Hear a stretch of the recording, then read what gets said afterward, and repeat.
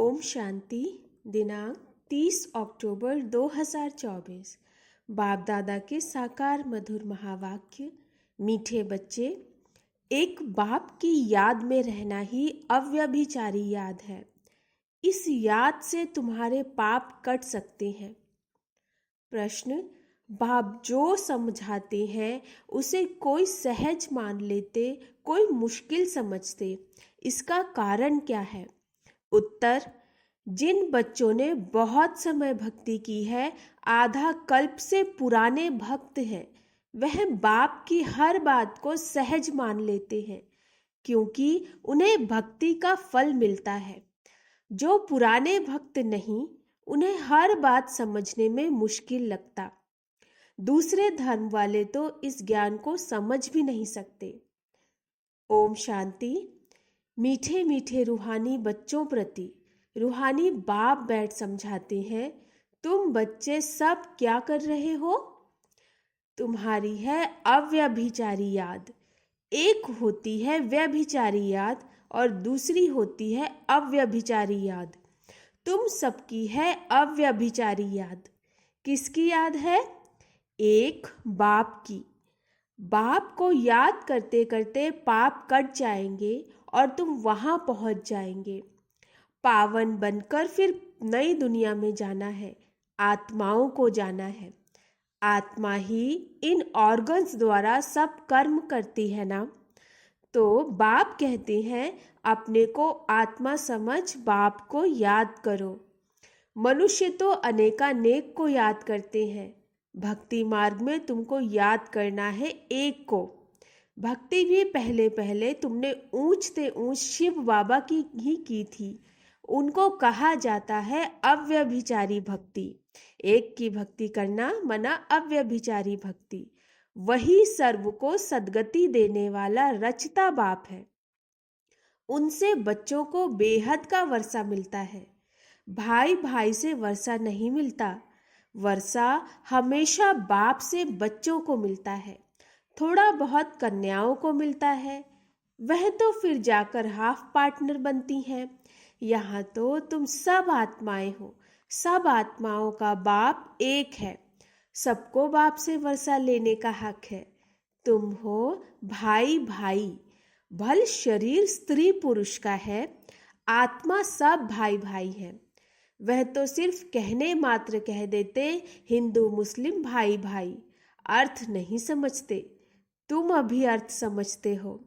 भाई भाई माना सब आत्माएं एक बाप के बच्चे हैं, फिर प्रजापिता ब्रह्मा के बच्चे भाई बहन हैं। अभी तुम जानते हो इस दुनिया से सबको वापस जाना है। जो भी मनुष्य मात्र है, सबका पार्ट अब पूरा हुआ। फिर बाप आकर पुरानी दुनिया से नई दुनिया में ले जाते हैं, पार ले जाते हैं। गाते भी हैं, खिवैया पार लगाओ, अर्थात सुख धाम में ले चलो। यह पुरानी दुनिया बदलकर फिर नई दुनिया जरूर बननी है। मूल वतन से लेकर सारी दुनिया का नक्शा तुम्हारी बुद्धि में है। हम आत्माएं सब स्वीट धाम, शांति धाम की निवासी हैं। यह तो बुद्धि में याद है ना। हम जब सतयुगी नई दुनिया में हैं, तो बाकी और सभी आत्माएं शांति धाम में रहती हैं। आत्मा तो कभी विनाश नहीं होती। आत्मा में अविनाशी पार्ट भरा हुआ है, वह कभी भी विनाश नहीं हो सकता। समझो, यह इंजीनियर है, फिर 5000 वर्ष बाद हूबहू ऐसा ही इंजीनियर बनेगा। यही नाम रूप देश काल रहेगा।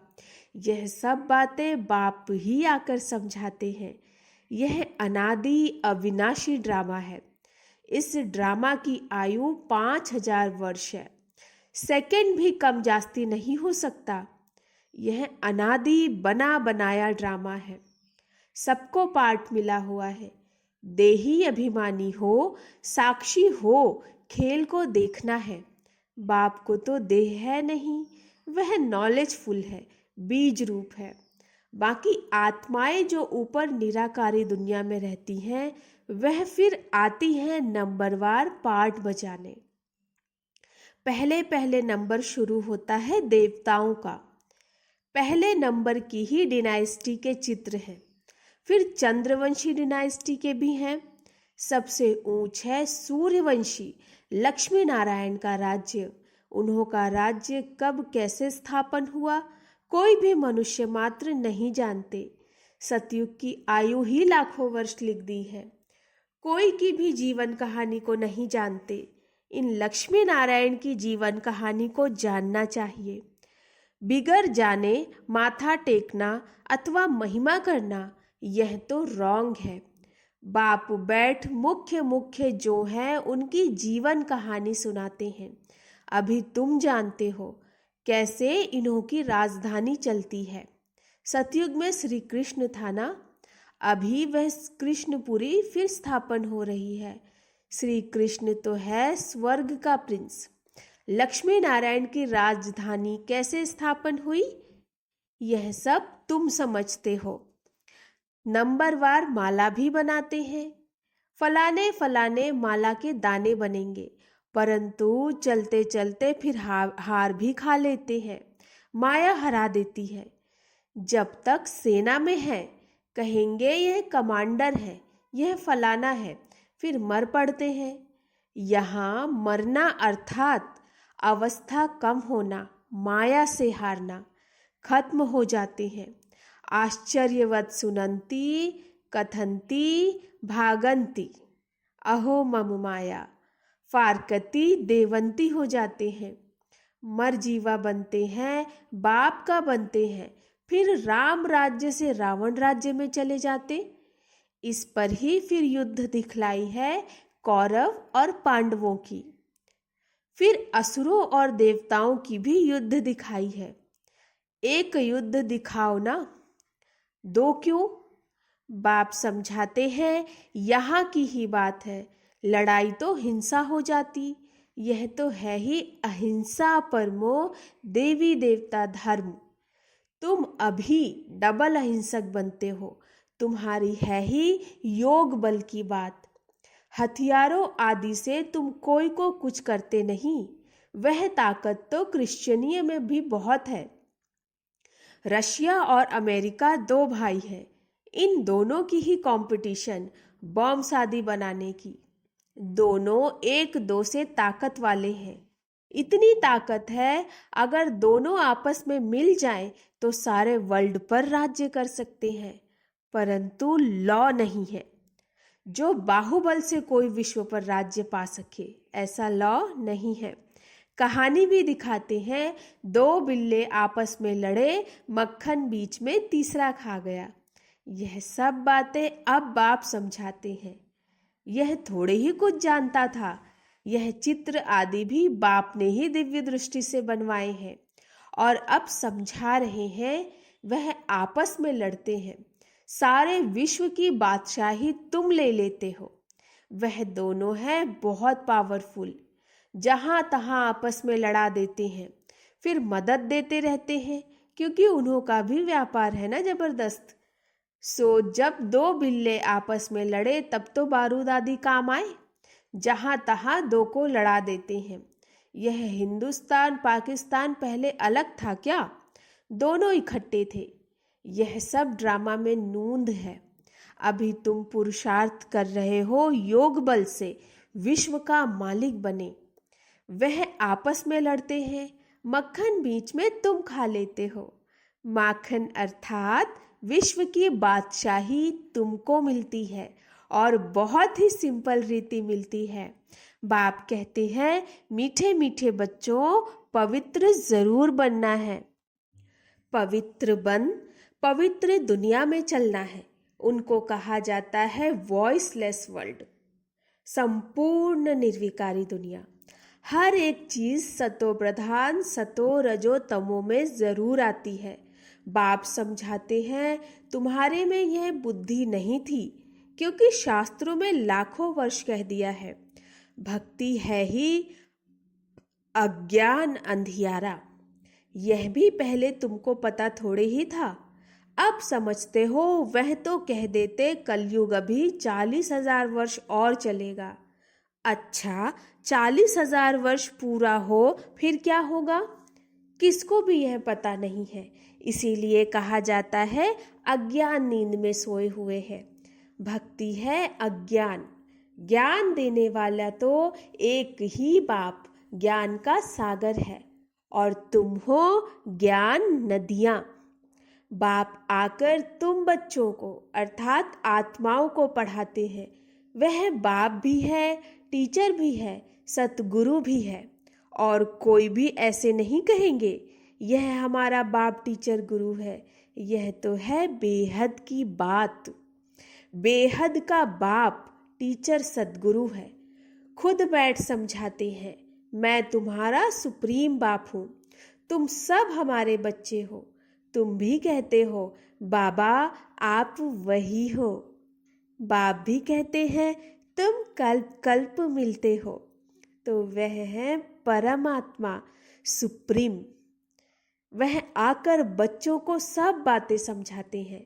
कलयुग की आयु 40,000 वर्ष और कहना बिल्कुल गपोड़ा है।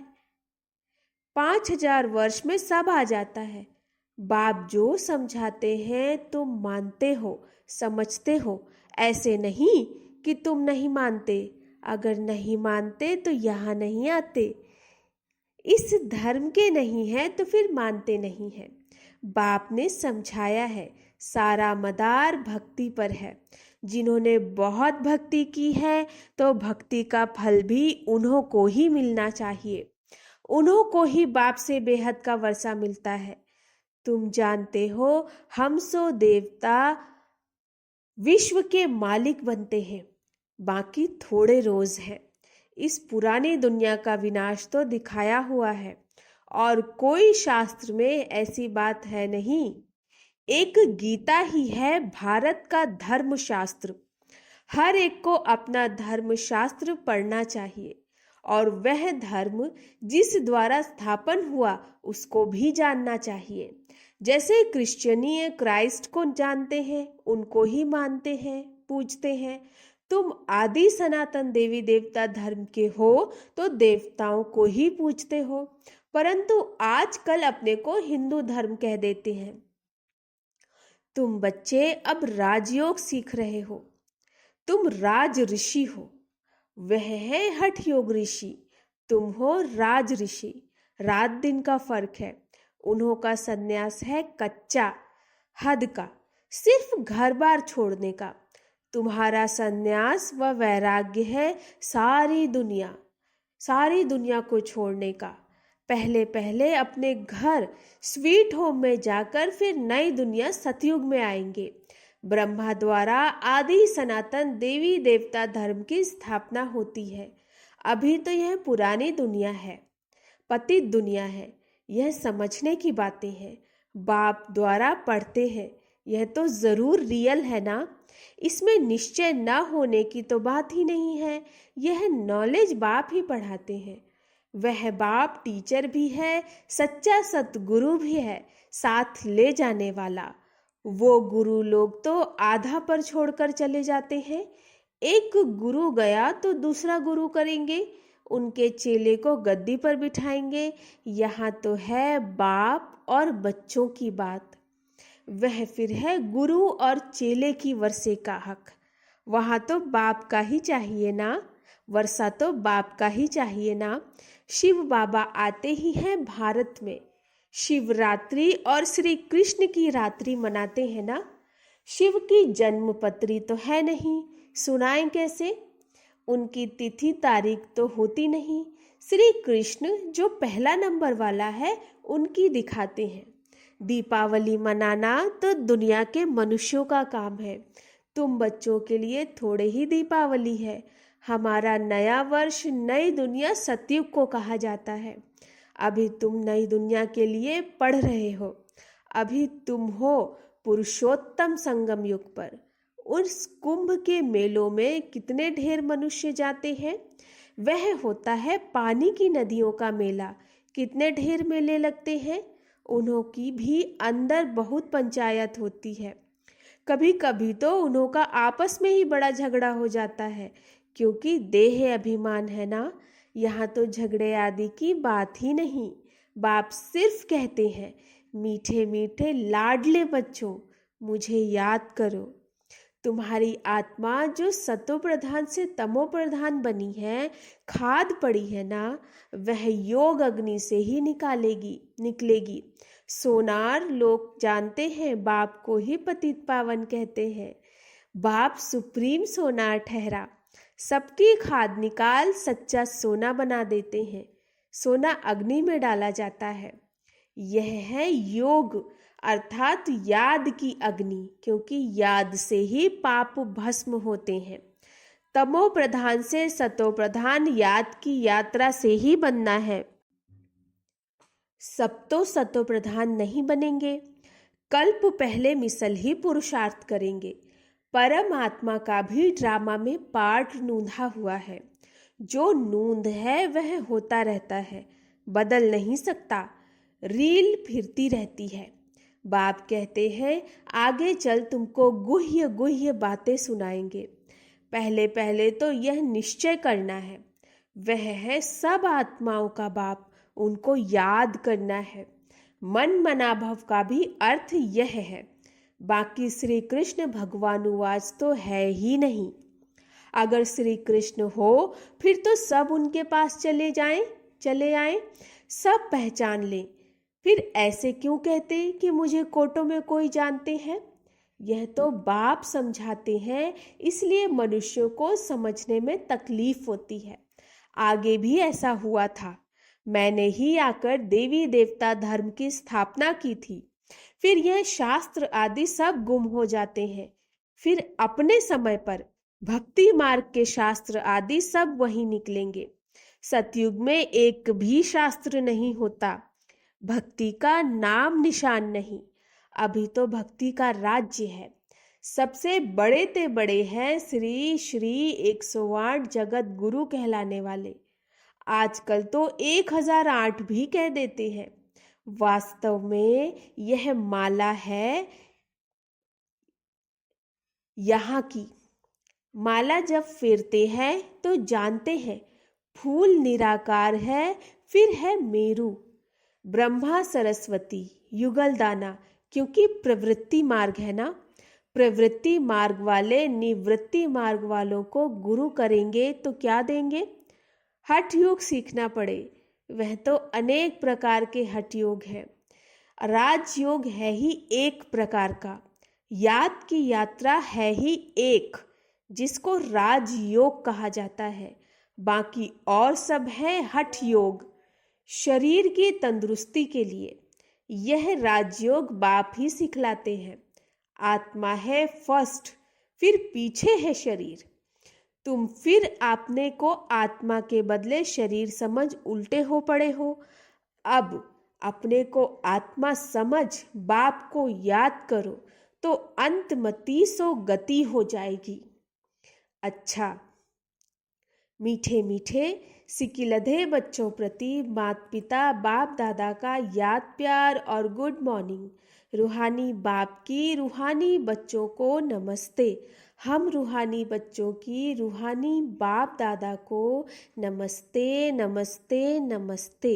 गुड मॉर्निंग बाबा। धारणा के लिए मुख्य सार। इस अनादि अविनाशी बने बनाए ड्रामा में हर एक के पार्ट को देही अभिमानी बन साक्षी होकर देखना है। अपने स्वीट होम और स्वीट राजधानी को याद करना है। इस पुरानी दुनिया को बुद्धि से भूल जाना है। दूसरा, माया से हारना नहीं है।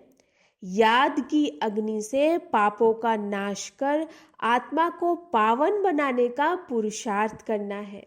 याद की अग्नि से पापों का नाश कर आत्मा को पावन बनाने का पुरुषार्थ करना है। वरदान, दीपमाला पर यथार्थ विधि से अपने दैवी पद का आवाहन करने वाले पूज्य आत्मा भव। दीपमाला पर यथार्थ विधि से अपने दैवी पद का आवाहन करने वाले पूज्य आत्मा भव। दीपमाला पर पहले लोग विधि पूर्वक दीपक जगाते थे।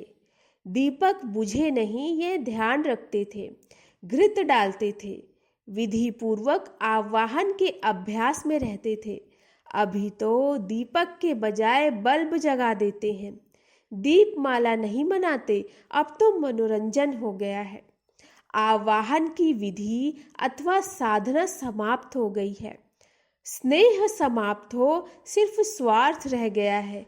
इसलिए यथार्थ दाता रूपधारी लक्ष्मी किसी के पास नहीं आती, लेकिन आप सभी यथार्थ विधि से अपने दैवी पद का आवाहन करते हो, इसलिए स्वयं पूज्य देवी देवता बन जाते हो।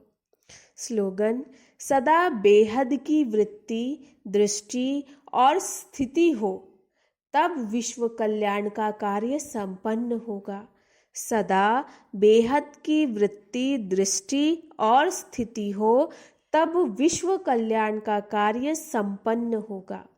अच्छा, ओम शांति।